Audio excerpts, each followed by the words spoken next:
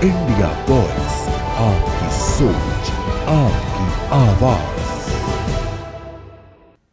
नमस्कार, खबर India voice में आप सभी का स्वागत है। मैं हूं आपके साथ प्रज्ञा मिश्रा। बुलेटिन की शुरुआत करेंगे बड़ी और अहम खबर के साथ। तो सबसे पहले बात कर लेते हैं लखनऊ के विधान भवन में 86वीं अखिल भारतीय पीठासीन अधिकारी सम्मेलन के समापन समारोह को संबोधित करते हुए सीएम योगी आदित्यनाथ ने कहा कि सदन का समय बहुत कीमती होता है। ऐसे में जरूरी है कि संसद में संवाद हो, सहमति असहमति पर गतिरोध नहीं होना चाहिए। सदन के अंदर सभी राजनीतिक दलों से इस बात की चर्चा होनी चाहिए कि कभी गतिरोध न आए। उन्होंने आगे ये भी कहा कि पीठासीन अधिकारी के रूप में हमें निष्पक्ष और न्याय संगत होना चाहिए। और क्या कुछ कहा सीएम योगी आदित्यनाथ ने, चलिए आपको सुनाते हैं। सरकार की योजनाएं समता मूलक समाज की स्थापना में योगदान दे सकें, उसकी कार्य योजना का स्थल भी यही हमारी विधायिका का मंच बनता है। और बद्धता का उदाहरण तो प्रस्तुत स्वयं ये विधायिका करती है,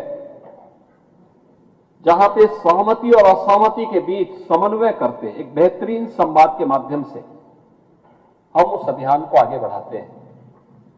और यह हम लोगों को देखने को मिलता है। यह हमारा सौभाग्य है कि हमारे देश में लोकतंत्र के सर्वोच्च संस्था अत्यंत मजबूत है, दुनिया के लिए एक नई प्रेरणा है। अंतिम पायदान पर बैठे हुए व्यक्ति के आवाज को उसके जनप्रतिनिधि के माध्यम से देश के सर्वोच्च सदन में रखा जा सकता है, उसकी आवाज भी वहां पर सुनी जा सकती है, उसी मजबूती के साथ सुनी जा सकती है। इसकी प्रेरणा का केंद्र बिंदु है हमारी संसद। हर तबके का व्यक्ति वो अपनी बात को रखता है, उसकी आवाज सुनी जाती है, उसके माध्यम से देश के अंदर योजनाएं बनती हैं।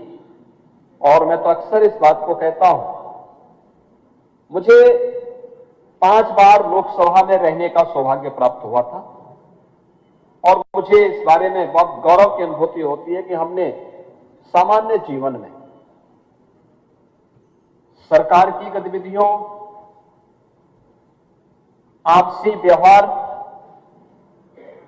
और कैसे नियम के अंतर्गत इन कार्यक्रमों को आगे बढ़ाया जा सकता है, इन सभी को देश की संसद के अंदर सीखा है, जाना है। और मैं अक्सर कहता हूं कि जो भी विधानसभा या विधान परिषद केवल संसद के नियमों को, परिनियमों को एक बार अवलोकन कर लें, उसका प्रशिक्षण ले लें, उसको अपनी विधानसभा को संचालित करने में बहुत कठिनाई नहीं होगी और बहुत आसान भी होगी। और मैं धन्यवाद दूंगा कि हमारे विधानसभा के माननीय अध्यक्ष श्री सतीश महाना जी ने 2022 में अध्यक्ष विधानसभा का बनने के बाद मैंने उनके सामने इस बारे में रखा। मैंने कहा था, देखिए एक सामान्य सा उदाहरण है। मैंने कहा, देखिए हमारे यहां क्वेश्चन आवर में स्टार्ट क्वेश्चन 20 होते हैं, लेकिन पता लगता है कि ये सवा घंटे, 1 घंटा 20 मिनट का जो क्वेश्चन आवर होता है, इसमें केवल 2 से 3 सदस्य ही बोल पाते हैं। वो एक एक व्यक्ति 15-15, 20-20 सप्लीमेंट्री, और फिर उसमें भी ऐसे ऐसे प्रश्न करते हैं, तो जैसे प्रश्न होते हैं वैसे उत्तर भी आते रहते हैं। क्या ये हो सकता है कि हम इसको संसद की तर्ज पर आगे बढ़ाएं? देखिए, हमारे लिए प्रेरणा कोई और नहीं था, हमारे लिए प्रेरणा संसद थी। और उन्होंने तत्काल उसमें संशोधन प्रारंभ किए, यहां की नियमावली में परिवर्तन किए। परिणाम क्या है? अब आप यहां देखेंगे, सवा घंटे में 20 स्टार्ट क्वेश्चन, और हर एक स्टार्ट क्वेश्चन के प्रश्न के साथ, हर एक तारांकित प्रश्न के साथ 2-3 सप्लीमेंट्री भी पूछ लिए जाते हैं। और मंत्री भी तैयार होकर के आता है, प्रश्नकर्ता भी तैयार होकर आता है, सभी संतुष्ट होते हैं। अधिक से अधिक जनप्रतिनिधियों की सहभागिता सदन के अंदर देखने को मिलती है। अब रुक कर लेते हैं अगली खबर की। प्रयागराज में सेना ट्रेनिंग एयरक्राफ्ट तालाब में गिर गया। आपको बता दें एयरक्राफ्ट अचानक हवा में डगमगा गया और शहर के बीचों बीच गिर पड़ा। प्रत्यक्षदर्शियों का कहना है कि स्थानीय लोगों ने 3 लोगों को बचाया है। फिलहाल यह स्पष्ट नहीं है कि एयरक्राफ्ट में कितने लोग सवार थे। हादसा बुधवार दोपहर यानी आज दोपहर केपी कॉलेज के पीछे हुआ।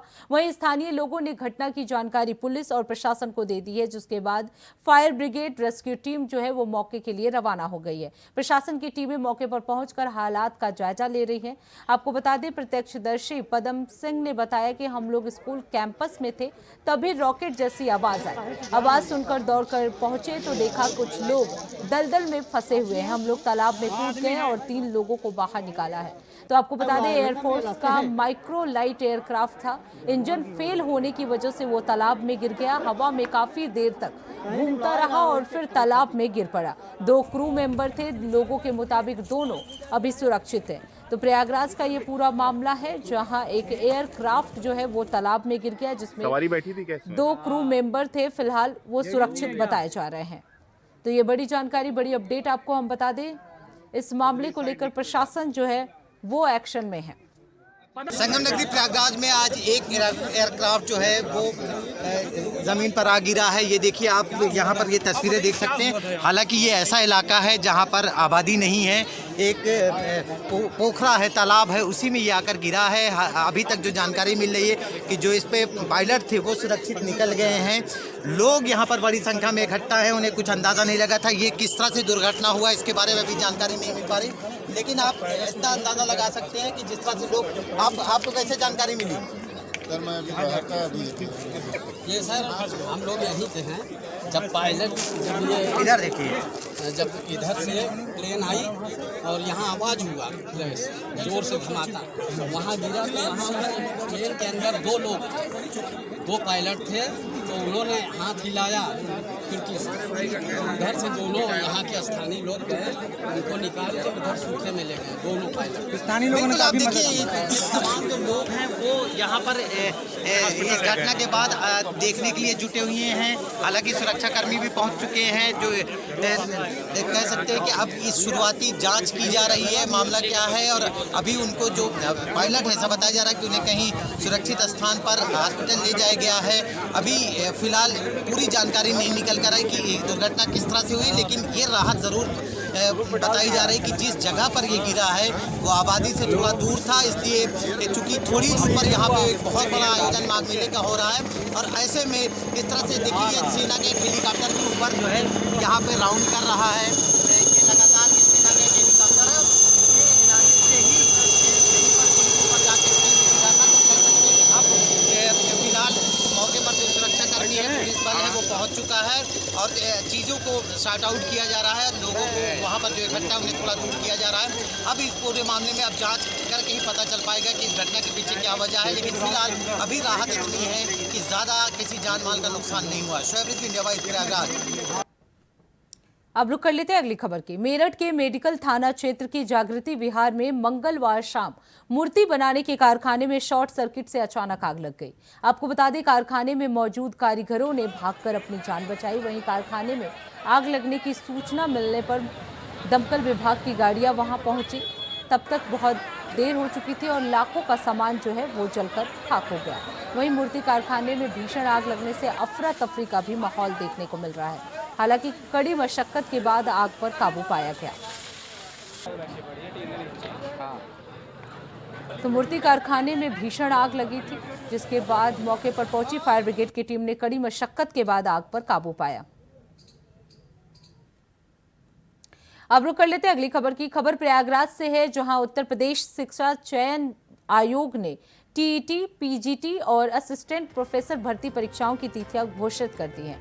आपको बता दें 2022 असिस्टेंट प्रोफेसर भर्ती परीक्षा 18 और 19 अप्रैल को आयोजित की जाएंगी। वहीं पीजीटी भर्ती परीक्षा 9 और 10 मई को होगी, जबकि टीजीटी पर भर्ती परीक्षा 3 और 4 जून को किया जाएगा। इसके अलावा यूपी टीईटी की परीक्षा 2, 3 और 4 जुलाई को आयोजित की जाएगी। ये निर्णय आयोग के अध्यक्ष प्रशांत कुमार की अध्यक्षता में लिया गया। आपको बता दें उम्मीदवार अब परीक्षा की तैयारियों में जुट सकते हैं।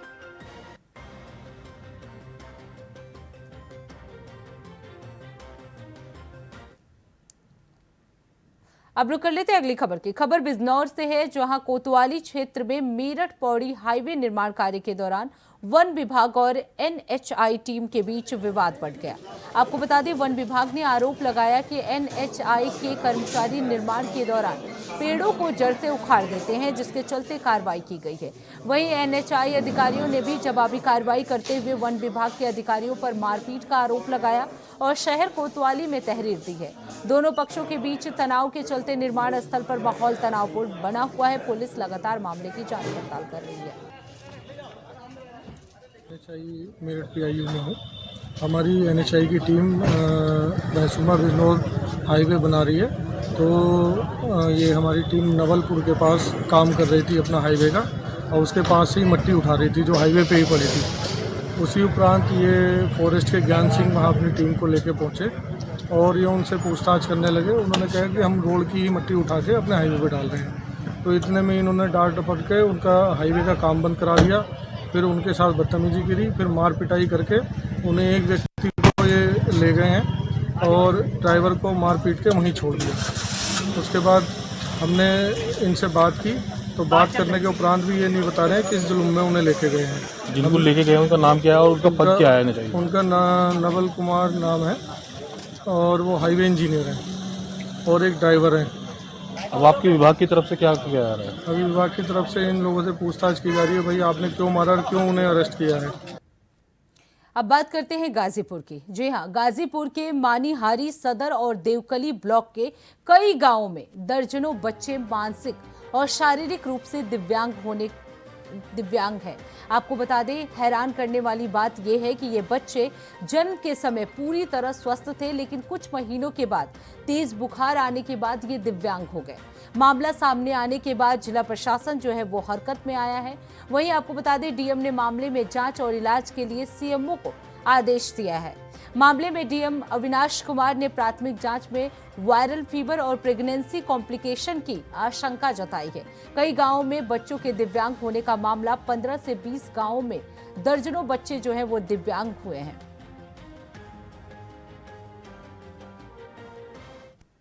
गाजीपुर जनपद में फिर एक बार उजागर हुई है। हम खड़े हैं गांव बहादुरपुर में, जहां पर जिस बच्ची का ये मकान है वहां पर हम आए हैं और ये कहना है परिवार वालों का कि बच्ची सही थी, लेकिन आखिर हुआ क्या, हम सीधे वीडियो के माध्यम से आपको इंडिया वॉइस के कैमरे पे दिखा रहे हैं। आपका क्या नाम है? सोनी। आपकी बच्ची कब? 3 साल बाद भैया बीमार पड़ा। बच्ची 3 साल पहले सही रहा, 3 साल बीमार रहा। दवाई करवनी, गाजीपुर करवनी, बनारसो करवले बानी, सैतोपुर करवनी। जब पापा रहा तब दवाई चलत, 10 साल का छूटे लिया, 10-12 साल होगा। हाँ, पापा बीमारिया रहा, बैठा ठाकुर को ना बीमारे खोखी की दमा से मर गई ना। हमन का दावा ना होला भैया, मतलब गरीब है जा, हमन का दावा ना होला भैया। हमन के कहाँ से पाजी, 2 लड़का हुआ, दोनों अलग हुआ, दोनों मटकम करके अपन बच्चा जिया बना। अच्छा, इससे पहले जब बच्ची आपकी पैदा हुई तो सही थी? सही रहा, 3 साल सही रहा। 3 साल दौड़ा, खेलना, खा, बापा माई कुल का। हम गरीब है भैया, हमन का ना दवा सफर बना होत बना के बच्ची के कुछ न पिलसी मिला, न आवास मिलल बा, न कोनो आधार बा। हम का कर। अच्छा, जब आपकी बच्ची इस बीमारी से पीड़ित थी तो क्या कोई आया यहाँ पे देखने के लिए? कुछ हुआ? नहीं, केहू ना देखले। हम अपने लेगल नहीं करौले दवाई, जब तक शक्ति चलल करौला, मर गई ना। हमारा ना गरीब है भैया, ना खेती बाड़ी में आन कह के रोपनी सोहनी कपन कर बानी, बच्चा जियावत बानी। दोस्तों, इस गांव की कुछ बच्चियां ऐसी नहीं हैं, कुछ दूरी पर जैसे जैसे आप जाते हैं ऐसी बच्चियां मिल जाती हैं। फिर एक बार तस्वीरों में इस बच्ची को दिखा रहा हूं और जरूर हम गाजीपुर जनपद के जो सक्षम अधिकारी हैं, जो भी लोग देख रहे हैं, उनको वीडियो को दिखाने का हमारा यही ध्येय। आपका क्या नाम पड़ी? कौन सा? बच्ची आपकी अच्छी थी, कब ऐसे बीमार पड़ गई? 3 साल बाद। 3 साल बाद भैया बना की मतलब बुखार आयल, सुई दवाई कुल करत रहली, ना भइल ठीक। फिर ले गली उड़ेसर से लेकर दवाई करौल, सदर से करौली जा, फिर तो सदिया बाद से करावल गल, कहीं से सुरागत ना भइल। लड़का का बाप का गोड़ टूट गए, हो गई, लड़की का दावा छूट गई। पैसे तने सपरल होता नहीं हम अपन मालिक से तो कैले बाकी लड़की सुधार में ना आयल फिर बाप मटकन काम करे ना खेती ना मर गिरती है ईटा का काम करना बाप आई गोर से पैगर हुआ। क्या नाम है? बेराम बिलास। अब बच्ची का क्या नाम? उनका सोनी, माई का नाम मीरा।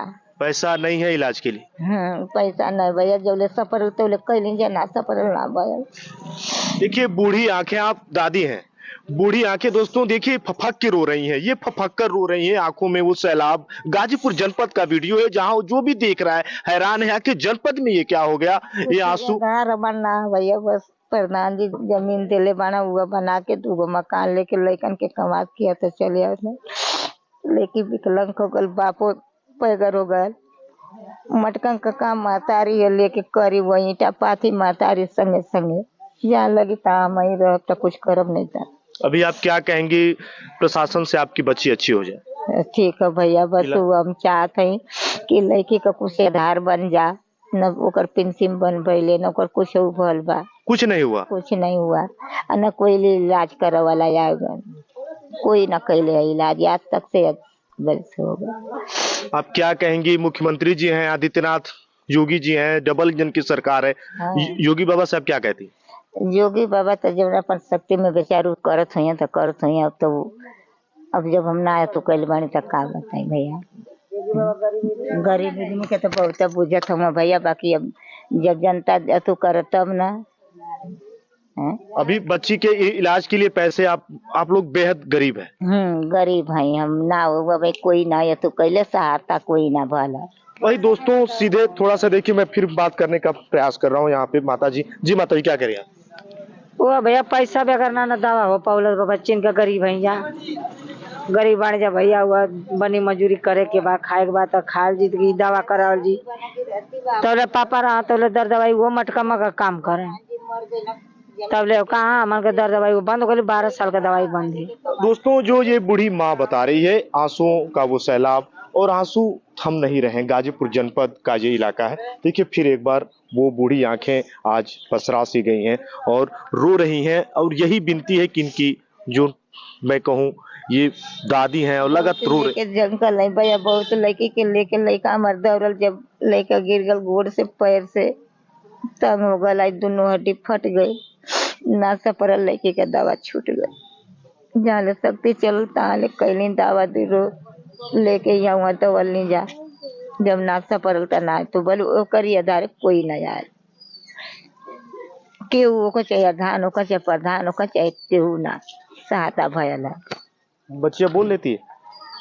हाँ बोले ले। बेटा आपका क्या नाम है? अमिता। तो अभी आपके बेटा मदद के लिए कोई नहीं आया? ना भैया सिद्धार्थ भैया कोई नहीं हुआ काई कोई। अच्छा सिद्धार्थ भी आए थे? सिद्धार्थ भैया करत सिद्धार्थ भैया को आप ढूंढ रही हैं? रोज बैठ के ढूंढ नहीं। दोस्तों गाजीपुर जनपद का ये इलाका, लेकिन जो बच्ची ने कहा समाजसेवी सिद्धार्थ राय की ये पहल है गाजीपुर जनपद में जो लगातार यहाँ पर लोग आ रहे हैं, लेकिन जो भी सुन रहा है मासूम ये आंखें बूढ़ी आंखें पथरा सी गई हैं, हमारी बच्चियों का इलाज हो जाए। गाजीपुर जनपद में जब से ये खबरें आई लगातार मैं कहूँ बस यही है कि इनकी आंखों के उस आंसू को कौन पूछेगा। मैं सुशील तिवारी, इंडिया वॉइस के लिए।